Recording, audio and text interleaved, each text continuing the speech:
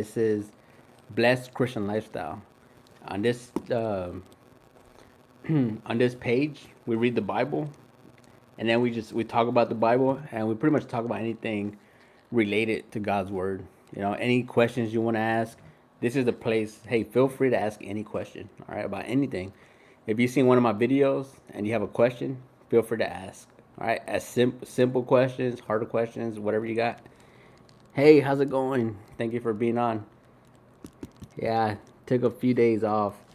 I wasn't feeling too good, so yeah, I'm still like kind of, trying to get through it. But man, I don't know. I was like on a roll reading, and then all of a sudden I got headaches and stuff, and I was like, man. But here I am.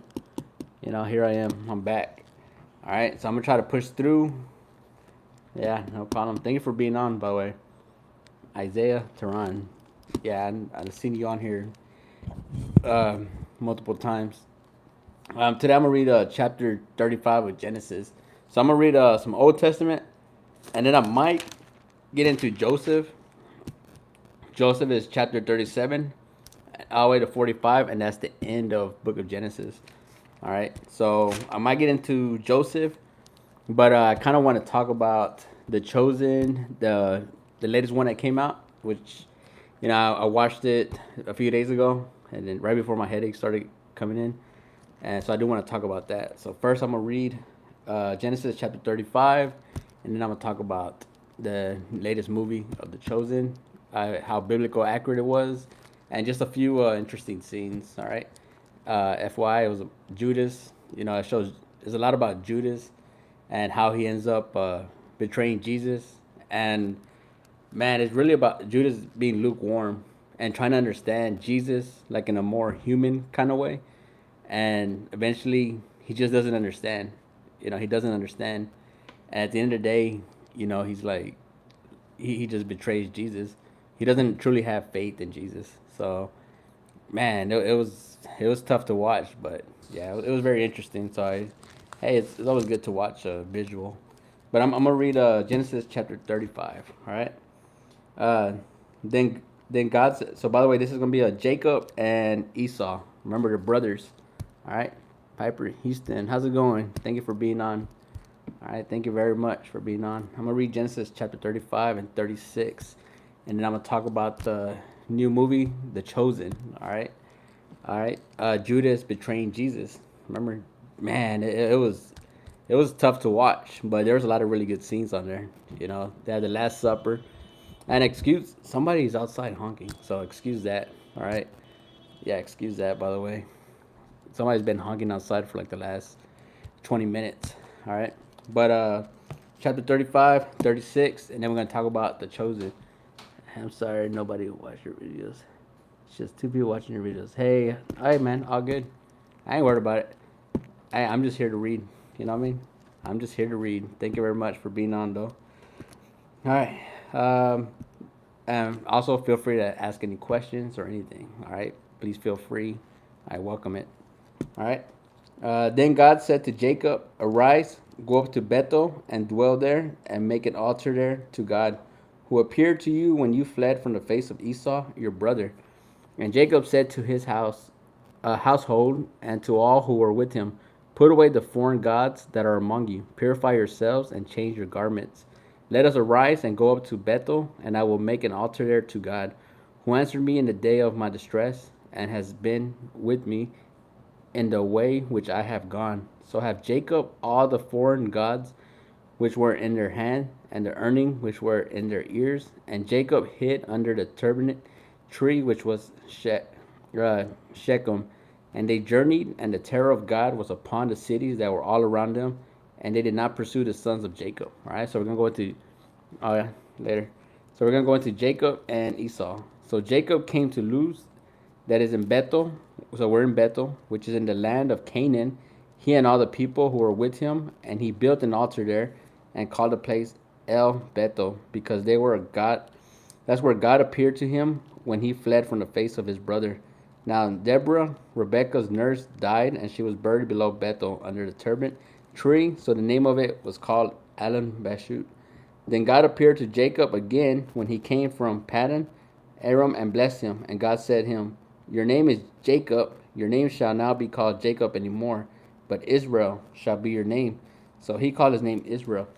So Jacob's name turns into Israel. All right. Jacob's name is now Israel. Also, God said to him, I am God Almighty. Be fruitful and multiply. A nation and a company of nations shall proceed for you, and kings shall come from your body. The land which I gave Abraham and Isaac, I give to you and your descendants after you. I give this land. So Jacob is now Israel, all right, and he's getting his land. Then God went up from him in the place where he talked with him. So Jacob set up a pillar in the place where he talked with him, a pillar of stone, and he poured a drink offering on it, and he poured oil on it. And Jacob called the name of this place where God spoke to him, Bethel. So we have Bethel, uh, where God talked to Jacob. All right. Then they journeyed from Bethel, and when there was but a little distance to go to Ephrat, Rachel labored in childbirth, and she had hard labor. Now it came to pass when she was in hard labor that the midwife said to her, do not fear, you will have this son also. And so it was as her soul was departing, for she died. So Rachel dies, all right?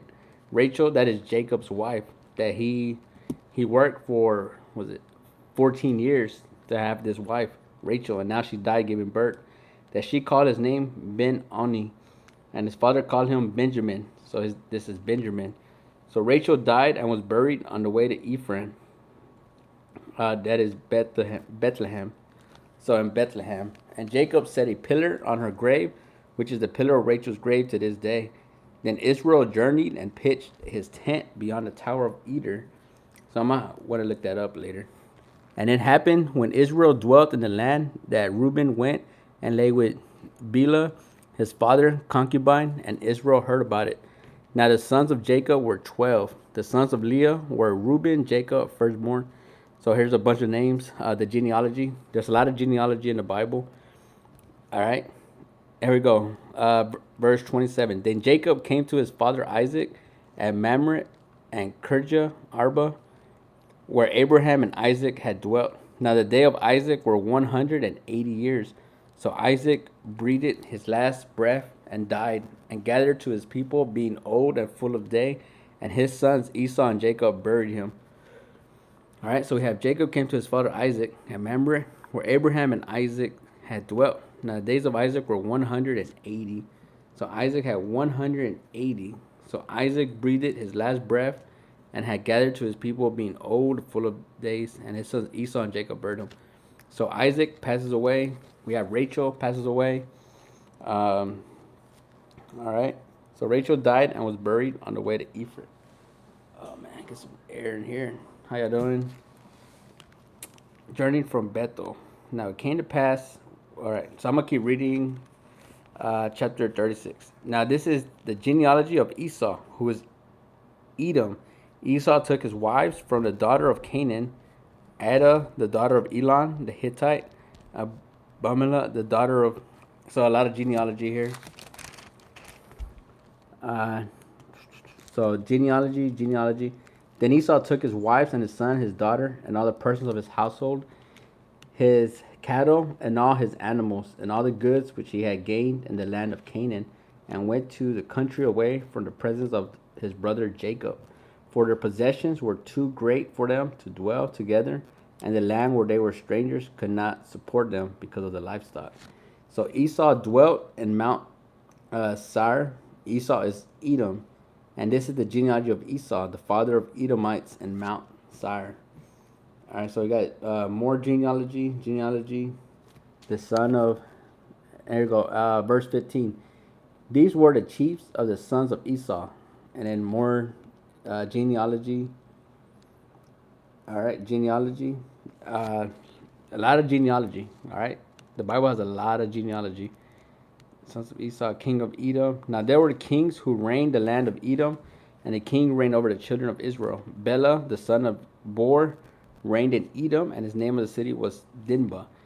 And when Bela died, Jobab, the son of Zibra, Borza, reigned in his place. When Jobab died, so a lot of genealogy here. And when Husham died, more genealogy. All right, here we go. When Saul died, Baal-Hanan, the son of Akbar, reigned in his place. And when Baal-Hanan, the son of Akbar, died, Hadar reigned in his place. And his name of the city was Paul. His wife's name was, and the daughter of Matra, and the daughter of Mitz. All right, here we go. Verse 40. And these were the names of the chiefs of Esau according to their families, to their places, by their names. Here we go. So more genealogy. All right, so it's just a whole line of genealogy. All right, and then we're gonna go to chapter 37. So that is Genesis chapter 37, which is Joseph. All right, probably not gonna start on that. All right, so I just read chapter 35, 36, which a lot of genealogy from Jacob and Esau. All right, genealogy like sons of so and so, son of so and so, and then there goes. All right, all right. Now give me a second.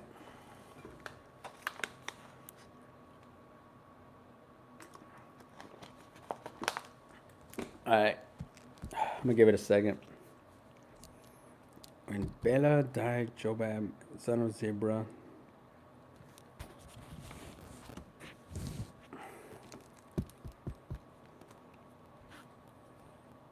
Now Jacob dwelt in the land where his father was stranger, in the land of Canaan. All right, chapter 37.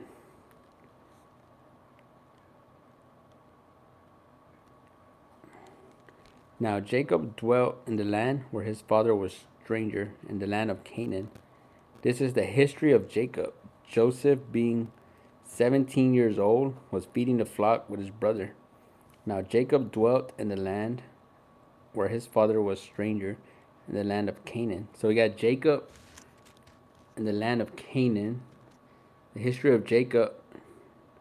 Joseph, being 17 years old, was feeding the flock with his brother, and the latter was the son of Bela, and the son of Zilpah, his father's wife. And Joseph brought a bad report of them to his father.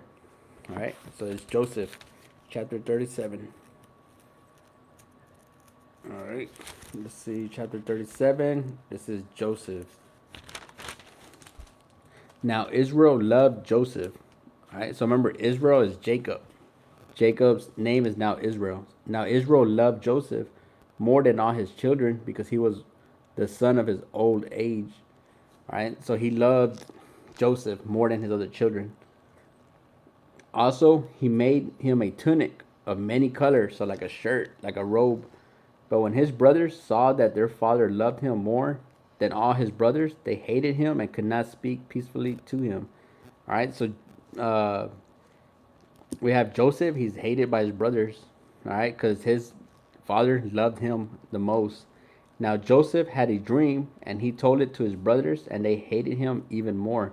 So he said to them, "Please hear the dream which I have dreamed." So Joseph had a godly dream. All right, had a vision, and he's about to reveal that vision. There we were, binding sheaves in the fields. Then behold, my sheaf arose and also stood upright. And indeed, your sheaves stood all around and bowed down to my sheaf. So his brothers bowed down to him. And his brothers said to him, "Shall you indeed reign over us? Or shall you indeed have dominion over us?" So they hated him even more for his dream and for his words. So, all right, so he's having a vision that his brothers are going to bow down to him. So they hated him even more. Then he dreamed still another dream and told it to his brother and said, "Look, I have dreamed another dream, and this time the sun, the moon, and the 11 stars bowed down to me." So everything's bowing down to Joseph. All right. So he told it to his father and his brothers, and his father rebuked him and said to him, "What is the dream that you have dreamed? Shall your mother and I and your brother indeed come to bow down to the earth before you?" And his brothers envied him, but his father kept the matter in mind. All right, so the father is the only one listening. Then his brother went to feed their father's flock. So Joseph is very hated by his brothers. All right, very envied by his brothers because his dad loves him more. And also he's having dreams that his brothers will bow down to him one day. All right, so yes, of course, you're going to have some envy about that. All right, and plus these are his older brothers. So like, what? His older brothers are going to bow down to the younger brother? Now, this is actually becoming very repetitive. All right, remember Isaac and Esau. All right. Was it Jacob and Esau? All right, Esau was the older brother, but he served the younger brother, Jacob. All right, so remember that. And right here we have Joseph, who's gonna reign over his brothers at some point. All right, that's what his vision was. Here we go, verse 13. And Israel said to Joseph, "Are not your brothers feeding the flock and Shechem? Come, I will send you to them." So he said to them, "Here I am." Then he said to him, "Please go and see if it well your brothers and well with the flocks, and bring word to me." So he sent him out to the valley of Hebron, and so he went to Shechem. So Joseph is going to meet his brothers, all right, out in the field. Now a certain man found him, and there he was wandering in the field. And the man asked him, saying, "What are you seeking?" So he said, "I am seeking my brothers. Please tell them where they are feeding their flocks." And the man said, "They have departed from here, for I heard them say, 'Let us go to Dothan.'" So Joseph sent after his brothers and found them in Dothan. Now when they saw him afar off, even before he came near, they conspired against him to kill him. So they see his brother. They're like, "Oh, he's out here in the middle of nowhere. Let's get rid of our brother," the one they envied. So the older brothers are going to try to get rid of the younger brother. All right. And remember, he already had a vision that they were going to serve him. And for that reason, they envied him. All right. So they're going to try to get rid of the younger brother. Then he said to one another, "Look, this dreamer is coming. Come therefore, let us now kill him and cast him into some pit. And we shall say, 'Some wild beast has devoured him.' We shall see what will become of his dream." But Reuben heard it, and he delivered him out of their hands and said, "Let us not kill him." And Reuben said to them, "Shed no blood, but cast him into the pit which is in the wilderness, and do not lay a hand on him, that he might deliver him out of their hand and bring him back to the father." So one of the brothers, Reuben, he just wants to bring him back to the father, to their dad. All right. The rest, they want to kill him. Like, "Hey, let's kill our younger brother." All right. They envied him so much. So it came to pass when Joseph had come to his brothers that they stripped Joseph of his tunic, so his shirt that the dad had gave him, right, that had many colors, and the tunic of many colors that was on him. Then they took him and cast him into a pit, and the pit was empty. There was no water in it, and they sat down to eat a meal. Then they lifted their eyes and looked, and there was a company of Ishmaelites coming from Gilead, and their camels bearing spice balm and myrrh, and on their way to carry them down to Egypt. So he's down in the pit, and they're like, "Oh well, here comes some local people coming." So this is what they're gonna do. So Judah said to his brothers, "What profit is there if we kill our brother and conceal his blood? Come and let us sell him to the Ishmaelites, and let not our hands be upon him, for he is our brother in our flesh." And his brother listened. So like, "Hey, let's just make some money off our younger brother instead of killing him." So they're gonna try to hustle to get some money out of their brother who's stuck in the pit. Then the Midianite traders passed by, so the brothers pulled Joseph up and lifted him out of the pit and sold him to the Ishmaelites for 20 shekels of silver.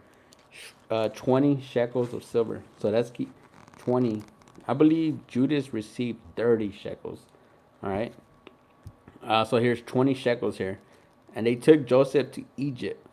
Then Reuben returned to the pit, and indeed Joseph was not in the pit. And he tore his clothes, and he returned to his brothers and said, "The lad is no more, and where shall I go?" So they took Joseph's tunic, killed a kid of goats, and dipped the tunic in blood. All right, so they made it look like he was murdered. All right, they killed a goat and they dipped it. They dipped his shirt in the blood to make it look like he was in a bloody accident. Then they sent the tunic of many colors, and they brought it to their father and said, "We have found this. Do you know whether it is your son's tunic or not?" And he recognized it and said, "It is my son's tunic. A wild beast has devoured him. Without a doubt, Joseph is torn to pieces." Then Jacob tore his clothes, put sackcloth on the waist, and mourned for his son many days. So the dad he's pretty sad. He's mourning. All right, he's mourning over his son. All right, over he doesn't know what his brothers had committed. And all his sons and all his daughters arose to comfort him, but he refused to be comforted. And he said, "For I shall go down into the grave to my son in the morning." Thus his father wept for him. Now the Midianites had sold him in Egypt to Potiphar, an officer of Pharaoh and captain of the guard. So, all right. So Joseph was sold to Potiphar, an officer of Pharaoh. So he's going to be in the building of with Pharaoh. All right. How's it going? Thank you for being on. All right. So Joseph, all right, Joseph was going to be killed by his brothers, but instead they sold him. And now when they sold him, he got resold by the Midianites to Egypt. All right, they got sold to Potiphar, an officer of Pharaoh. So he's gonna be in the building with Pharaoh. All right, he got sold into the building, into a king's building in Egypt. So remember, his vision was that everybody will bow down to him eventually, which his brothers envied that. All right, and they're like, "Oh, let's see your vision come true now." And they sold him to a Midianite, and that Midianite sold him into to Pharaoh's building, pretty much. All right, so here we go. Verse 38. It came to pass at that time that Judah departed from his brothers and visited a certain Edomite whose name was Hira. And Judah saw that their daughter of a certain Canaanite whose name was Shua, and he married her and went into her. She conceived and bore a son, and he called his name She conceived again and bore a son, and he called his name Onan. And she conceived yet again, bore a son, called his name Shelah. He was a Chezib when she bore him. Then Judah took a wife for his firstborn, and her name was Tamar.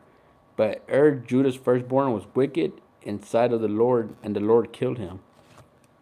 All right. And Judah said to Onan, "Go in to your brother's wife and marry her, and raise up their hair to your brother." But Onan knew that the hair did not be his. It came to pass when he went into his brother's wife that he imitated on the ground, lest he should give in the hair to his brother. And the thing which he did displeased the Lord, therefore he killed him also. So God is pretty much getting rid of these people, all right, that went into this lady. Then Judah said to Tamar, his daughter-in-law, "Remain a widow in your father's house till my son Shelah is grown." For he said, lest he also die like his brothers. And Tamar went and dwelt in her father's house. Now in the process of time, the daughter of Shua, Judah's wife, died, and Judah was comforted, and went up to Shapeshire and Timnah, and he and his friend Hira and a Adulamite. And it was also Tamar, saying, "Look, your father-in-law is going up to Timnah to shear his sheep." So she took off her widow's garment and covered herself with veil. So Tamar's a widow, and he's going to take off. Yeah, it pronounced air, spelled here. Yeah, I'm having trouble pronouncing. It's pronounced air, spelled here. Air, okay. So air. Thank you very much for that. Gina, thank you very much. So it's air. Thank you very much for that. So she took off her widow's garment, covered herself with a veil, and wrapped herself, and sat in an open place, which was on the way to Timnah. For she saw that Shelah was grown, and she was not given to him a wife.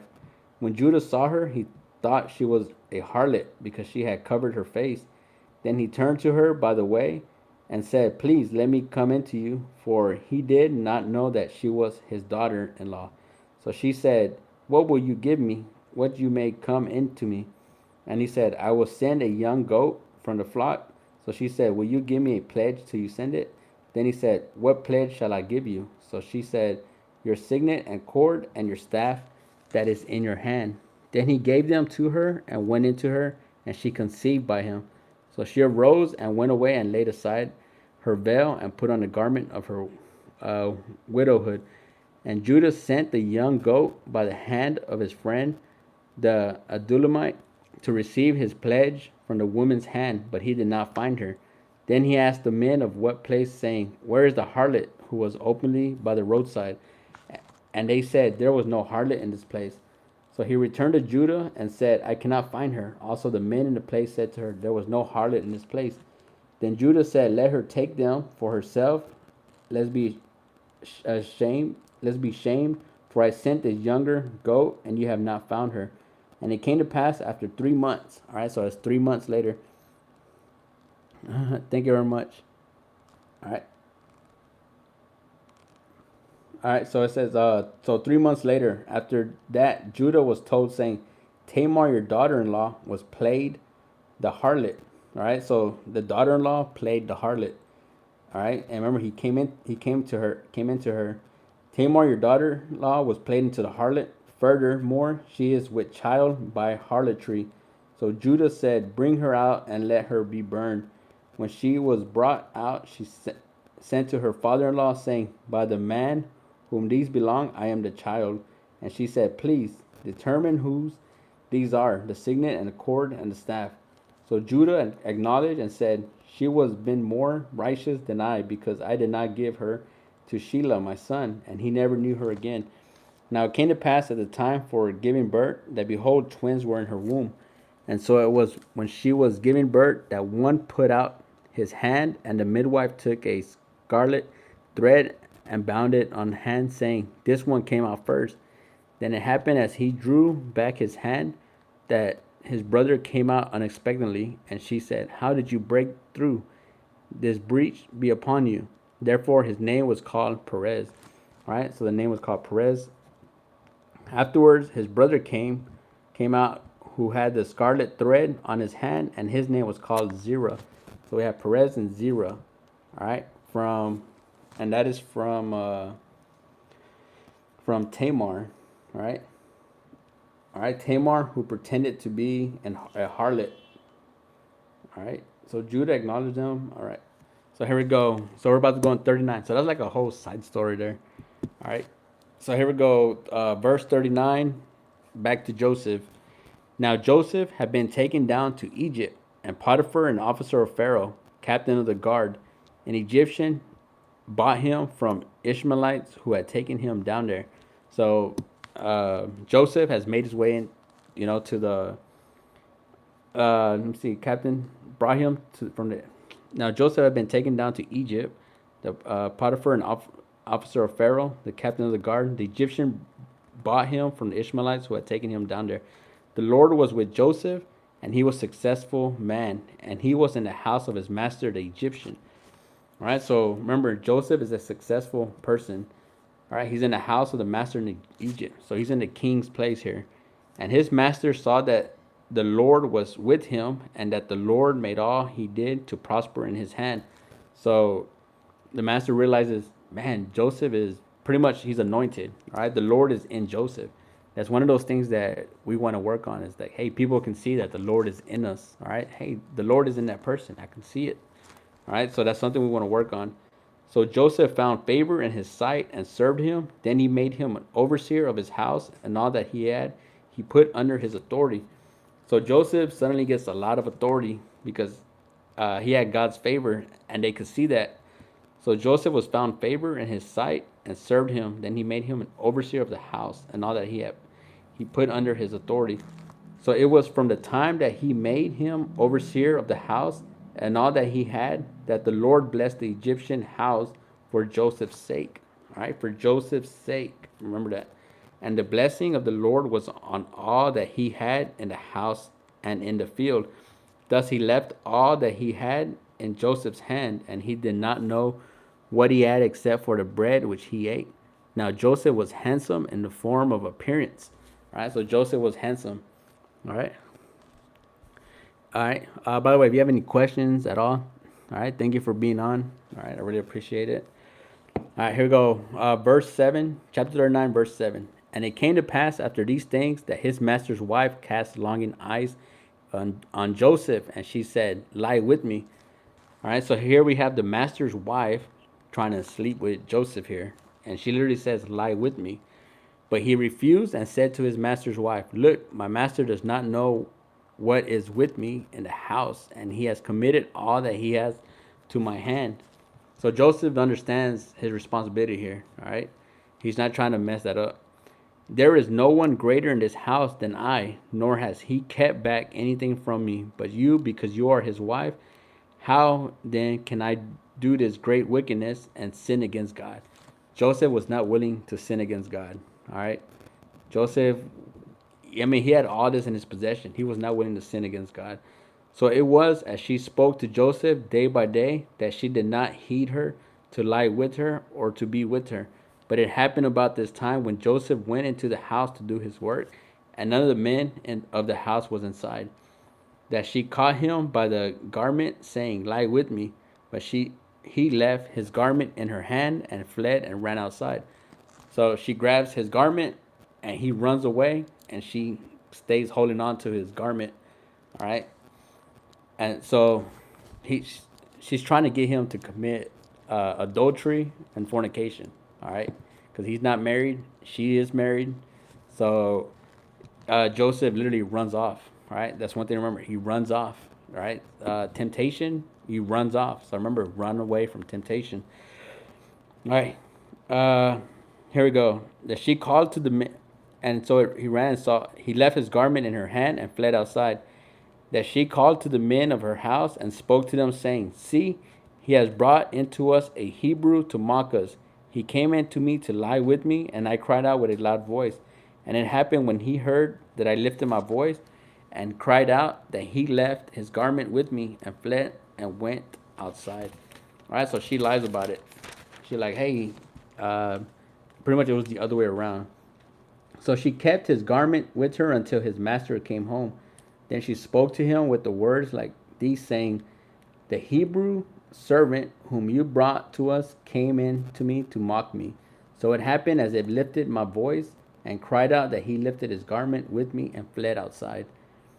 So it was when his master heard the word which his wife spoke to him, saying, "Your servant did to me after this manner," that his anger was aroused. Then Joseph's master took him and put him in prison and place where the king's prisons were confined, and he was there in prison.